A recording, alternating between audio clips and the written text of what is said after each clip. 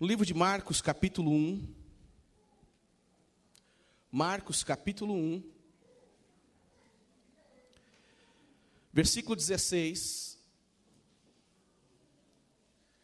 Evangelho de Marcos, capítulo 1, verso 16.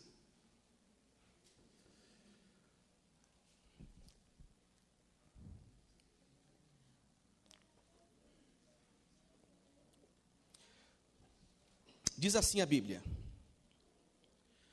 caminhando junto ao mar da Galileia, viu os irmãos Simão e André, que lançavam a rede ao mar porque eram pescadores. Disse-lhe Jesus: vinde após mim, e eu vos farei pescadores de homens. Então eles deixaram imediatamente as suas redes e o seguiram. Agora você vai abrir também no Evangelho de João, capítulo 21, versículo 22. 20 a 22. Evangelho de João, capítulo 21, versículo 20 e o versículo 22.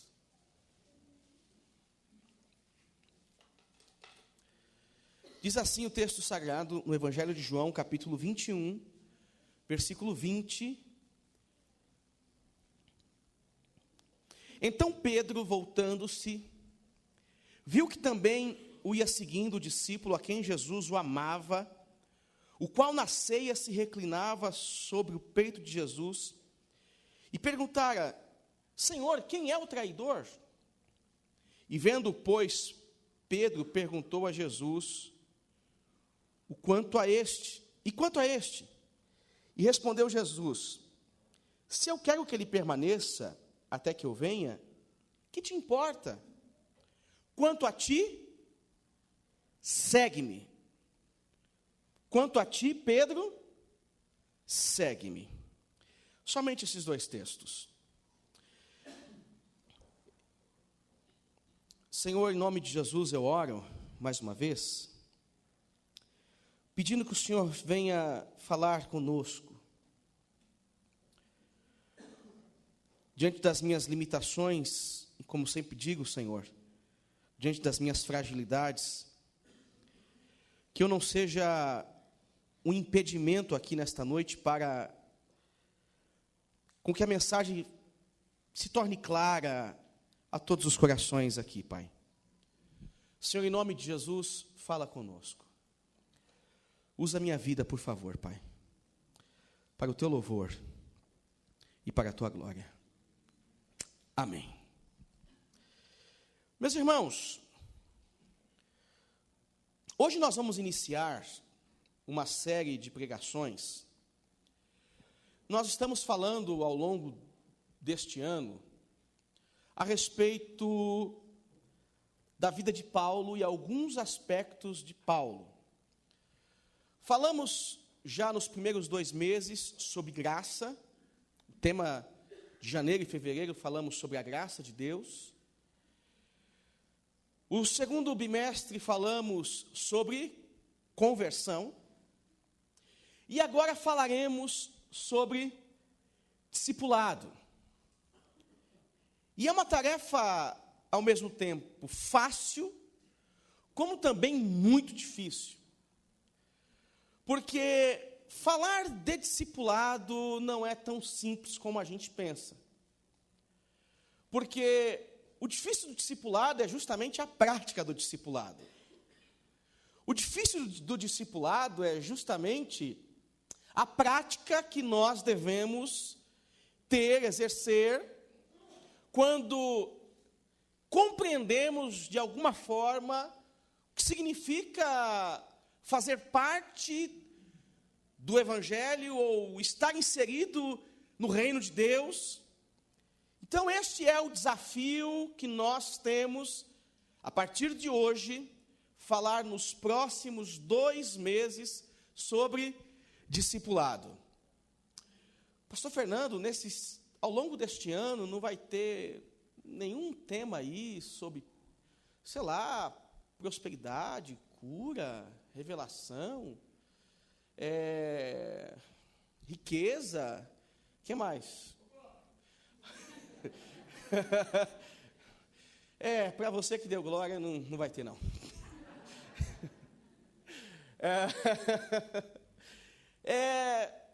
A gente quer tratar de alguns aspectos esse ano que vão influenciar diretamente a sua vida, ao ponto de você se tornar uma pessoa melhor. A nossa ideia não é que você saia daqui motivado para enfrentar o leão de amanhã, porque essa ansiedade vai ser até o resto da sua vida. Até o final da sua vida você terá leões para deixar aprisionado e matará os seus filhotes, ok? Ou o inverso, matará o leão e deixará os filhotinhos crescendo, para depois você matar também.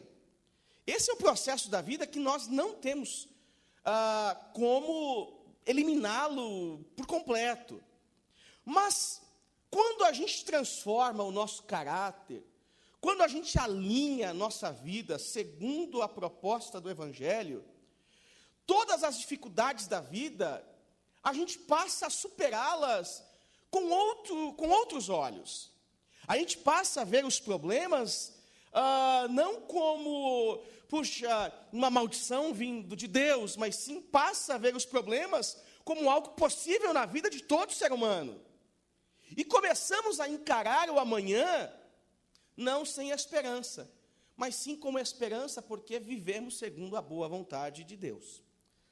Mas, então nós vamos começar hoje falando sobre esse tema, discipulado. No texto que nós lemos, no Evangelho de Marcos, Jesus, após ter sido tentado no deserto, e depois de ter jejuado 40 dias, a Bíblia diz que ele vai para a Galileia, fazendo uma pregação, anunciando algo espetacular. Vejamos comigo, voltando lá para o Evangelho de Marcos, que nós lemos inicialmente, o capítulo 1, e versículo 14 e versículo 15. Versículo 14 e versículo 15. Olha só o que a Bíblia vai dizer a respeito da mensagem de Jesus, logo após a tentação que ele sofre no deserto depois de ter jejuado. Ele está agora, após este episódio da tentação, ele está andando, e o texto vai dizer assim: depois de João ter sido preso, foi Jesus para a Galileia, pregando o Evangelho de Deus, dizendo: o tempo está cumprido, e o reino de Deus está próximo. Arrependei-vos e crede no Evangelho. Eu vou repetir o texto, o versículo 15. O tempo está cumprido, e o reino de Deus está próximo. Arrependei-vos e crede no Evangelho. O tempo está cumprido é justamente o que foi profetizado, o que foi anunciado lá atrás, pelos profetas, o que foi dito pelo próprio João Batista. Jesus está dizendo: gente, cumpriu-se o tempo. Aconteceu o que disseram. Realmente vocês que aguardavam o Cristo, o Messias, tenham a convicção de que aconteceu. O tempo está cumprido. O que João disse é verdade. E agora o reino de Deus está próximo de todos vocês. Ele está falando para judeus aqui. O reino de Deus está próximo de todos vocês.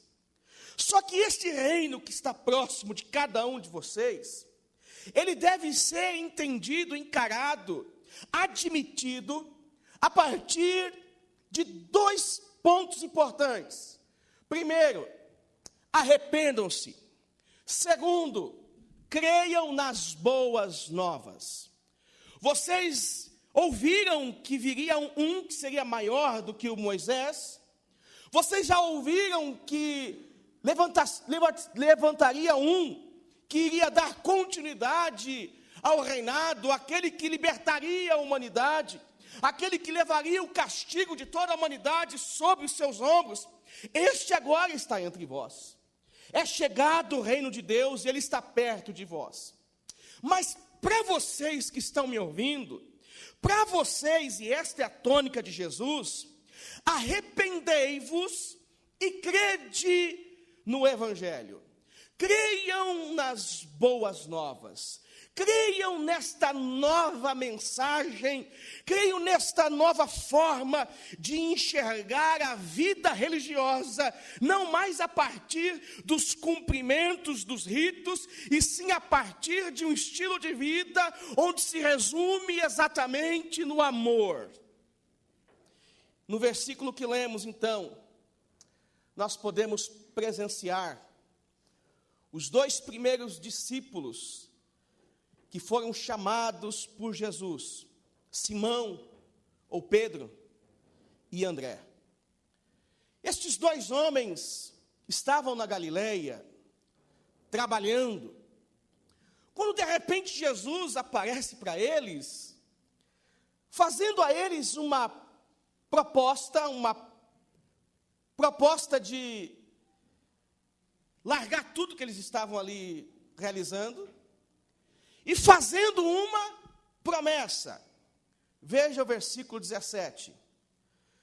Disse-lhe Jesus: vinde após mim, e eu vos farei pescadores de homem.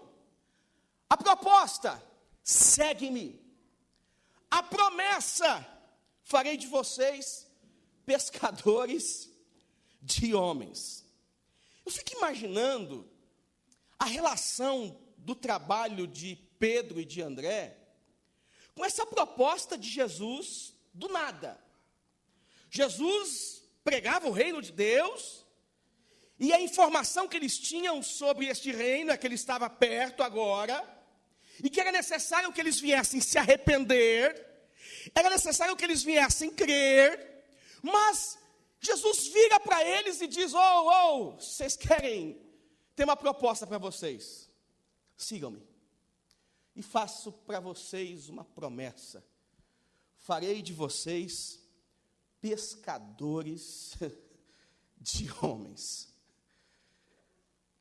Eu fico imaginando essa proposta, contextualizando ela para os nossos dias. Como é que seria a nossa reação diante desses dois pontos que Jesus apresenta? Segue-me, e eu prometo para vocês que vou fazer de vocês pescadores de homens.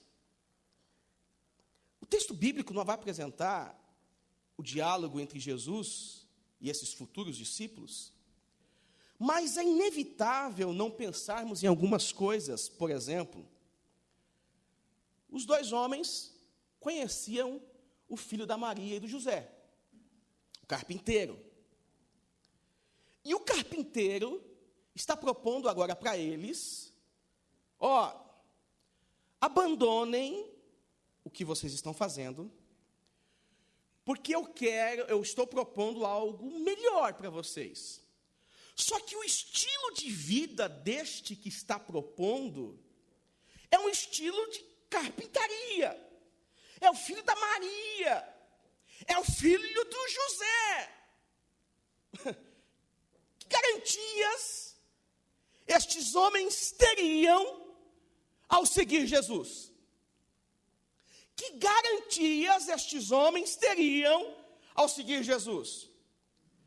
Diferente seria se de repente César viesse até eles e dissesse: me segue. Opa, o rei está me chamando, o imperador está me convocando.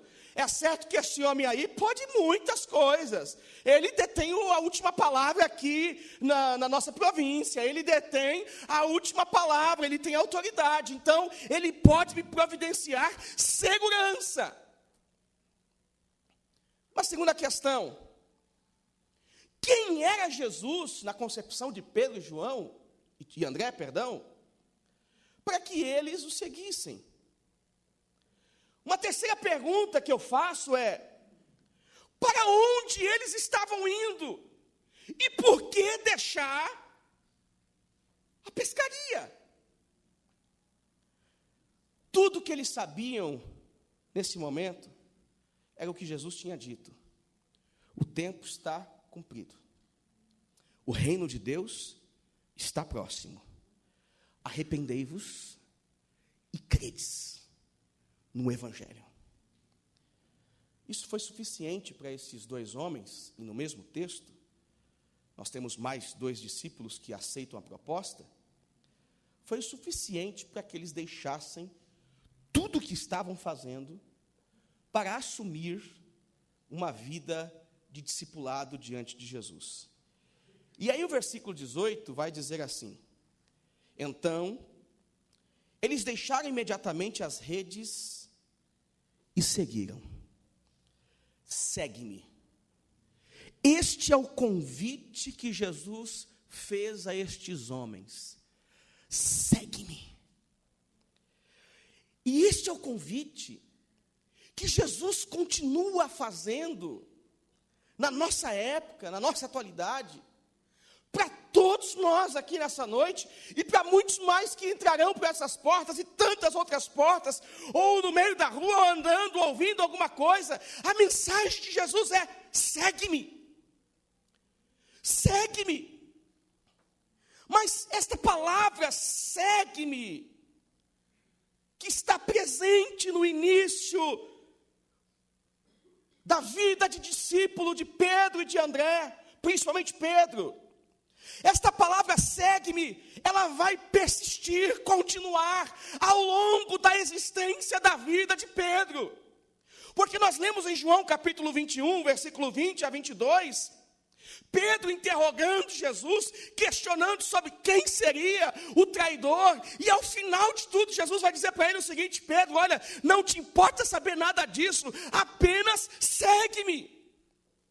Então esta ideia, esta palavrinha, segue-me, ela persiste na vida dos discípulos, na vida destes homens que aceitaram deixar tudo que tinham para obedecer às pisadas, entrar no caminho do Cristo.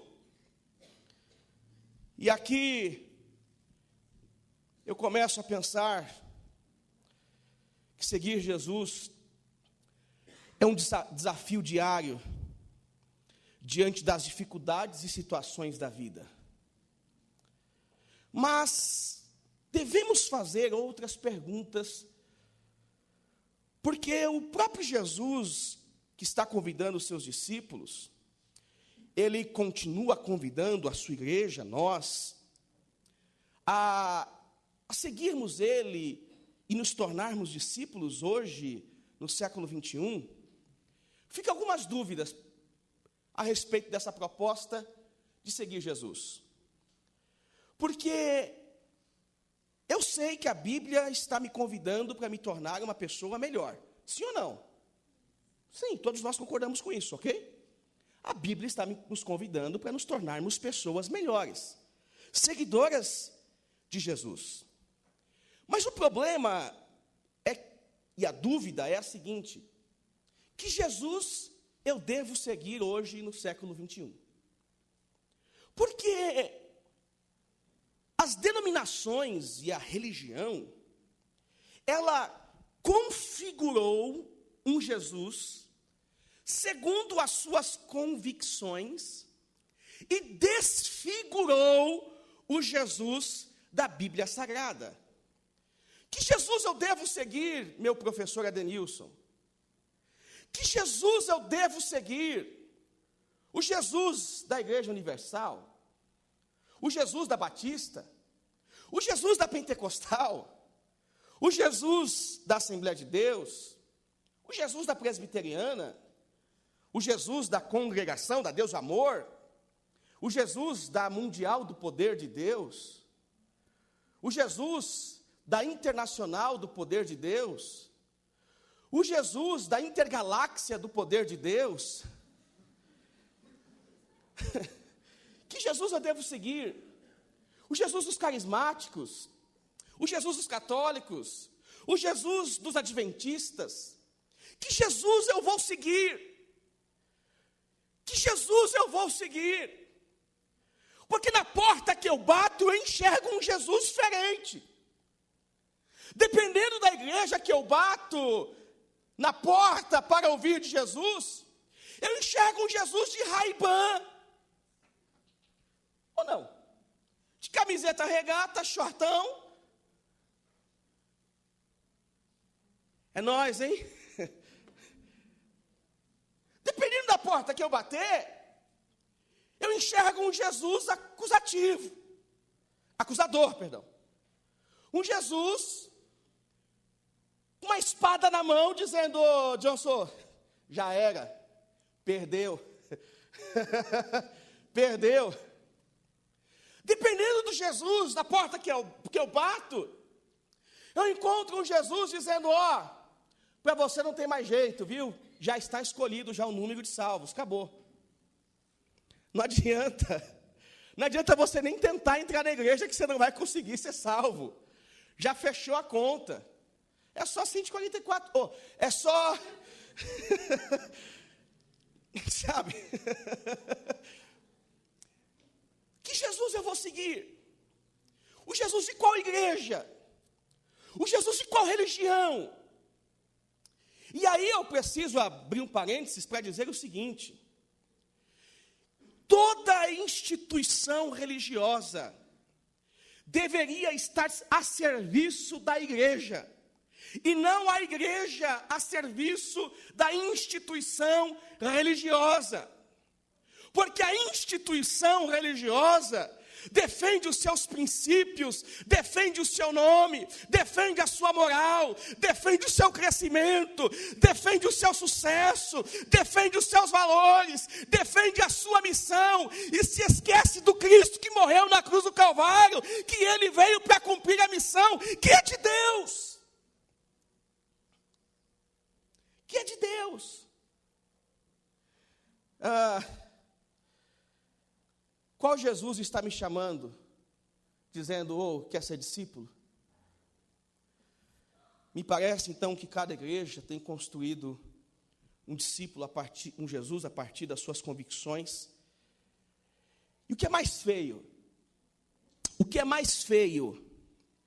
E isso grave, por favor, grave isto na internet, sei lá, divulgue, faça disso uma mensagem viral, pelo amor de Deus, Lucas.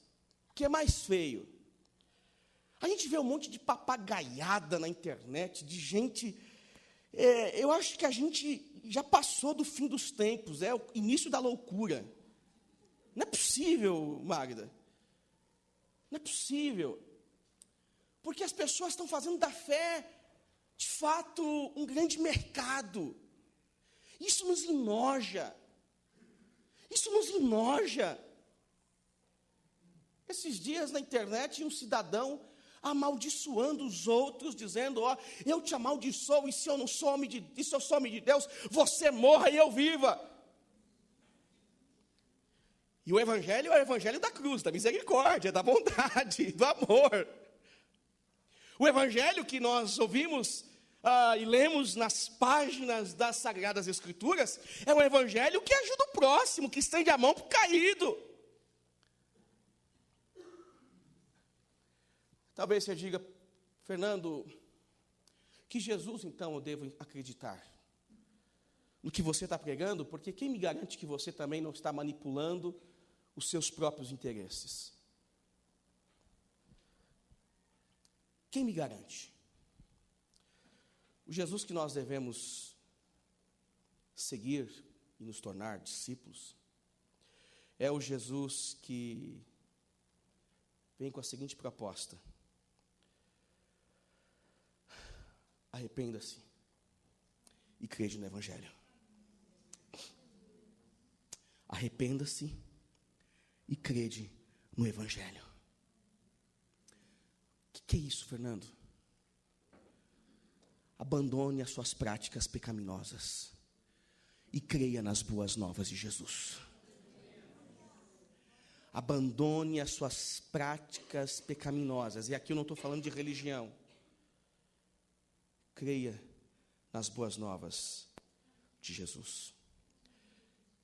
Agora, eu entendi então que existem muitos Jesuses, cruz credo. Existem muitas formas de revelar Jesus. E cada igreja, segundo a sua percepção e interesse, revela o seu Cristo. Mas eu preciso entender para a minha vida, como é que eu me torno um discípulo de Jesus? Porque se eu preciso identificar que Jesus é o correto, e eu sei que o Jesus correto é aquele que me leva ao arrependimento e à compreensão do Evangelho, das boas novas do reino de Deus, aquele que exige de mim apenas uma nova vida, aquele que exige de mim uma conversão voluntária, porque a graça me revelou a cruz do Calvário. Esse Evangelho, então, esse Cristo, que é o Cristo da cruz, que eu devo seguir. Não é o Cristo do Fernando, não é o Cristo do Antônio Carlos, não é o Cristo da Priscila, é o Cristo da cruz. É o Cristo que morreu e ressuscitou, que nós acreditamos e nós depositamos nele a nossa confiança. Agora, como é então que eu, Fernando,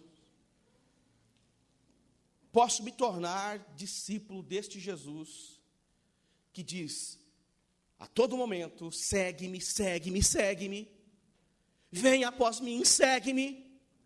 De que forma eu posso me inserir neste contexto de discípulo de Jesus?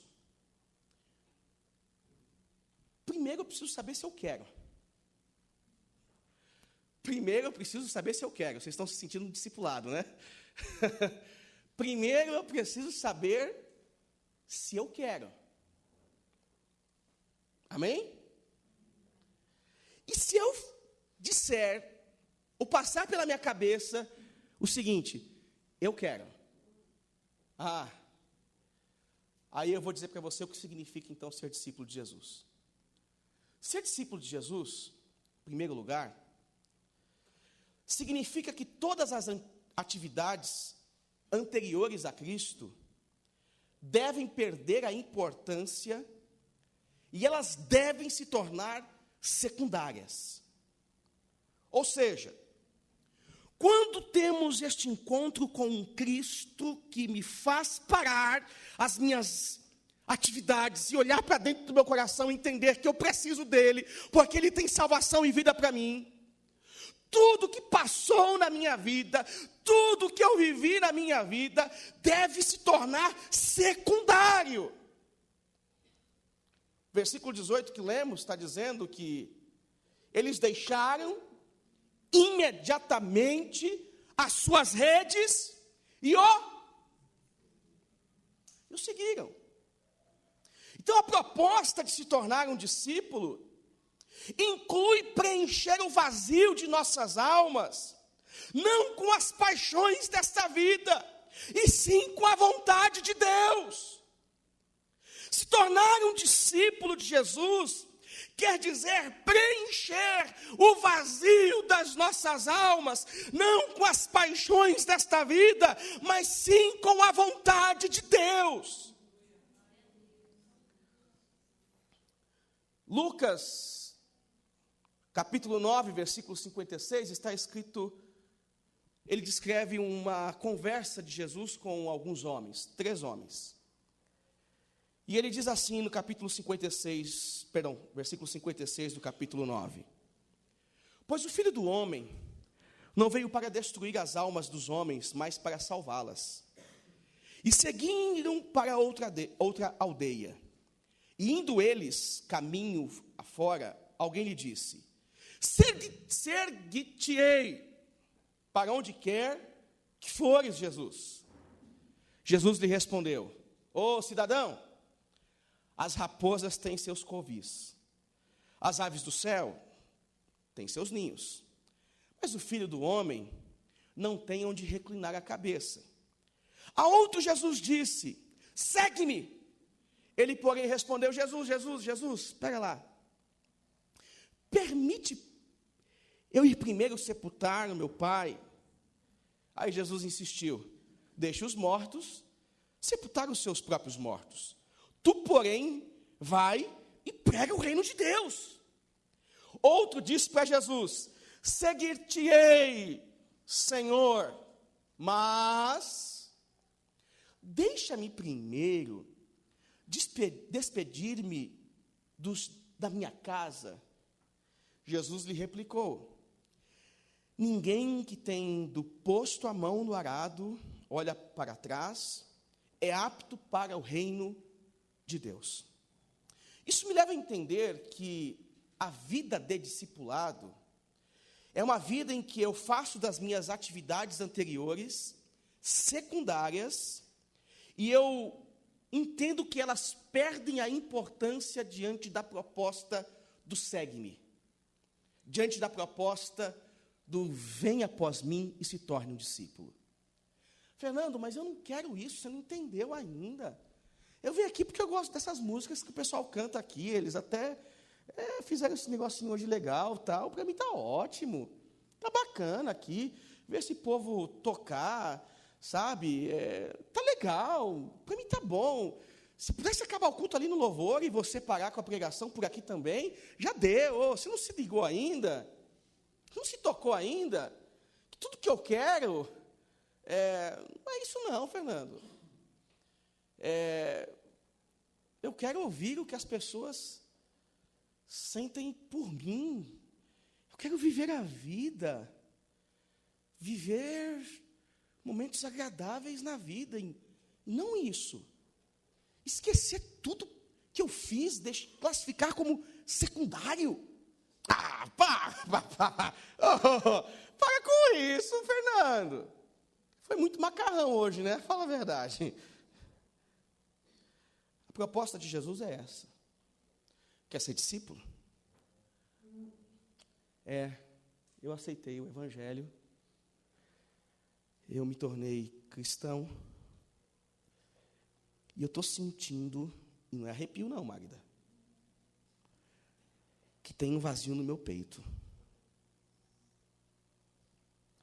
E esse vazio que tem no meu peito, a Fabiana disse isso outro dia, só vai ser preenchido se eu me tornar um discípulo de Jesus. Porque você não se torna um discípulo de Jesus porque custa muito caro. Essa frase que eu coloquei aqui propositalmente, eu escrevi assim: a salvação é de graça, mas o discipulado custa tudo o que temos. Você quer ser discípulo?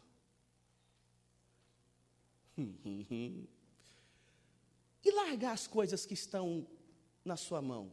É fácil. É fácil, Joey. É muito difícil. É muito difícil, Fabinha. Eu quero ser discípulo de Jesus?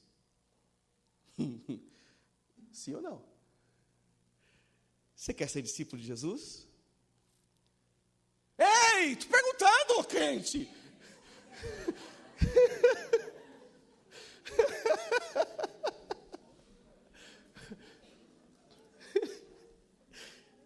Quer ser discípulo de Jesus?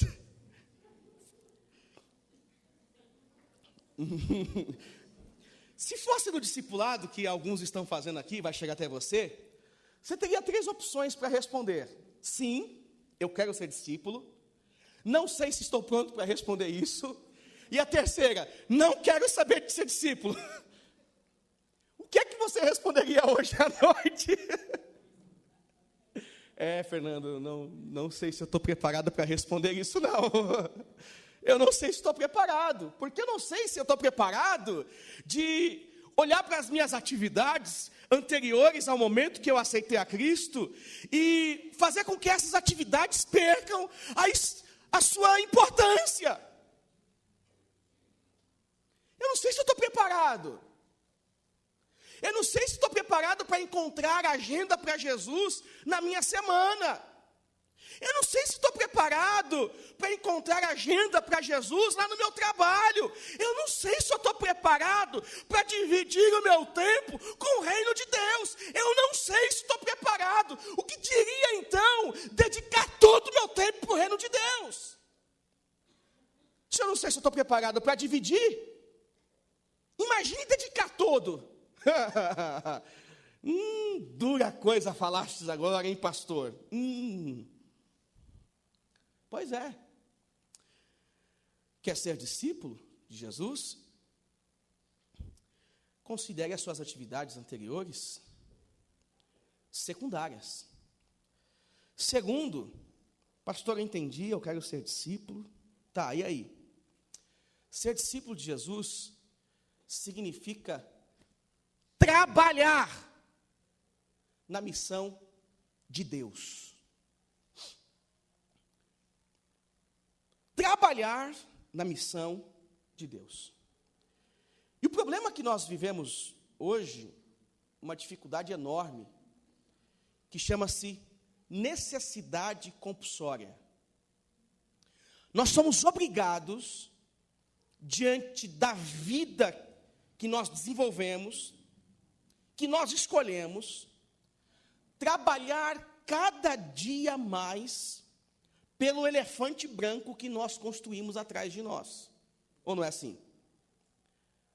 Nós somos levados a isso. Você é levado a isso. Você construiu um grande elefante branco que você tem que carregar e é pesado, porque existem muitas responsabilidades que ao final do mês chegam com oração ou sem oração.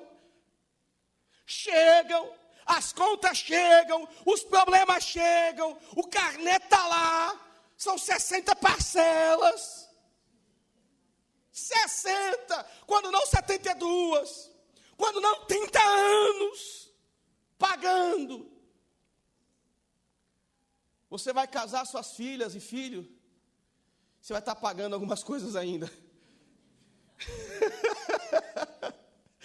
Mais ou menos isso, né?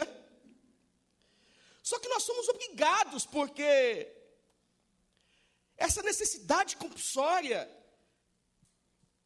essa necessidade que nos obriga a lutarmos por termos mais, é uma necessidade que a gente utiliza a partir do segundo argumento. Olha, eu não me torno um discípulo e não trabalho na missão de Deus, porque eu não tenho tempo. Quantas vezes você já deu essa desculpa esfarrapada de que você não tem tempo? Quantas vezes você já deu essa desculpa mequetrefe, sem vergonha, safada, que você não tem tempo? Fala para mim, vai. Ah, pastor, se eu falasse o que eu estou sentindo por você. Agora. Aí eu lembrei daquela música que diz assim: preta, fala para mim. Fala o que você sente por mim.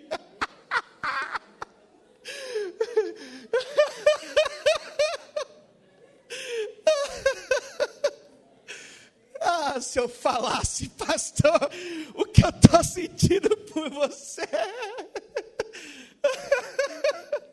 Essa eu puxei. Jesus amado, que canta esse troço? Ai, Jesus. Por que eu disse isso? Também não sei.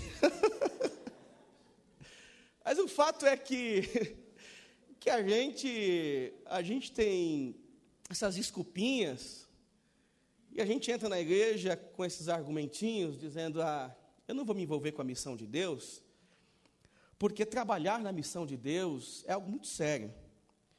E Jesus fala isso para os seus discípulos, lá no Evangelho de Mateus, capítulo 28, versículo 18, e ele vai dizer: olha, toda autoridade me foi dada nos céus, então ide, portanto, fazei discípulos de todas as nações, batizando-os em nome do Pai, do Filho e do Espírito Santo, ensinando-os a guardar todas as coisas que vos tenho ordenado. Então, A missão de Deus é fazer homens transformados, fazer homens que retornem à sua presença, fazer com que pessoas sejam alcançadas pelas boas novas do seu Filho Jesus. Essa é a missão de Deus. E aí, o Senhor Jesus vem e nos convoca para trabalharmos na missão que é de Deus. E aí você diz, eu não tenho tempo, Senhor, nem de ir na tua casa. É difícil. É difícil competir com a Babilônia, é difícil. É difícil. Ah, pastor, eu estou doido para ver de novo aqueles beijos lá, daqueles trem lá. Eu não vejo a hora para orar e repreender, pastor. É para orar, é para isso. É para orar e repreender, pastor. Não é com outro objetivo, não. Ô, pastor, fica espiritual, vai. É. Você está dando risada, né? Mas...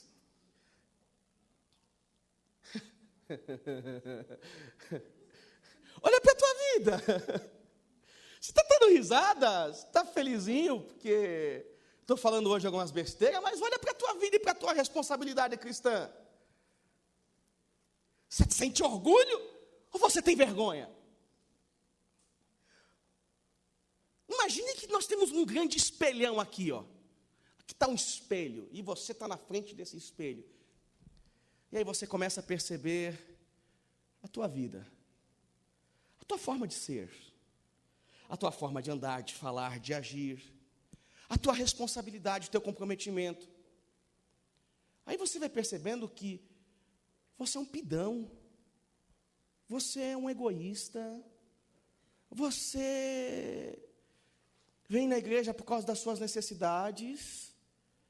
Não estou aqui generalizando, mas pense nisso. Pense nisso. Você acha que está todo mundo errado e só você certo? Você tem dificuldade de se relacionar com o próximo? Você tem dificuldade de se relacionar com os irmãos porque você não concorda com muita coisa? Você acha que todo mundo está errado e só você é o certo da igreja? Meu irmão, em nome de Jesus, ser discípulo é muito mais do que você vir para a igreja. Ser discípulo, em última análise, implica em negar a si mesmo. Ah, pastor, esquecer das coisas que eu tinha na minha vida e aquilo que eu fazia, colocar tudo isso como secundário, é difícil. Praticar, trabalhar na missão de Deus, é difícil. Agora, negar a si mesmo, imagina, pastor, as minhas paixões, o meu coração. Eu tenho necessidades, pastor. Eu vivo estressado. Eu vivo estressada, pastor. Pergunta para o meu marido. Se eu não pareço uma neurótica. Pergunta. Não responda não, marido. Não responda não. Pastor, pergunta lá para minha esposa como é que eu chego em casa. Ser discípulo significa negar a si mesmo. E uma das razões por que as pessoas deixam a igreja é que quando a Bíblia começa a colocar o dedo nas nossas feridas, a gente começa a falar, não, essa igreja não é de Deus.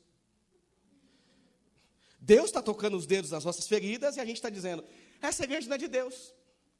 Ah, não é de Deus, pastor, porque, sabe, acho que você precisa fazer um curso aí de oratória, neurolinguística, para encher linguiça, sabe? Você precisa fazer alguma coisa assim bacana, porque está difícil. Será que o problema não é você mesmo?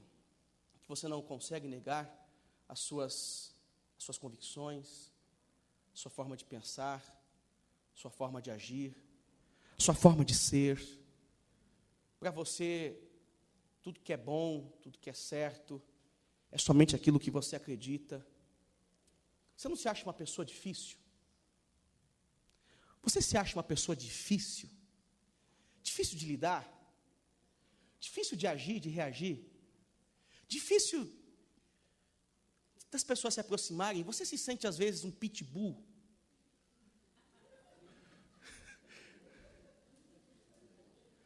Você se sente... Não, pitbull não late, né? Pincher, aquilo que late, né? Não pode chegar nada perto que está lá aquele latido chato, aquela coisa estridente no ouvido. Você não se sente assim, não, às vezes? Chato pra caramba. Tudo isso porque você não consegue negar a si mesmo. Tudo isso porque você entrou na igreja, veio com seus conceitos lá de fora, e você quer introduzir todos os seus conceitos aqui dentro.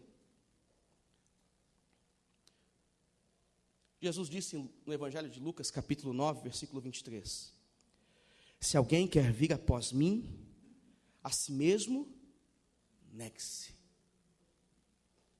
Só que a expressão negue-se em Lucas 9, 23, não é um negar apenas uma vez. O texto vai dizer, negue-se dia a dia, ou a cada dia, e tome a sua cruz, e me siga. Essa é a proposta de Jesus. Você quer ser discípulo?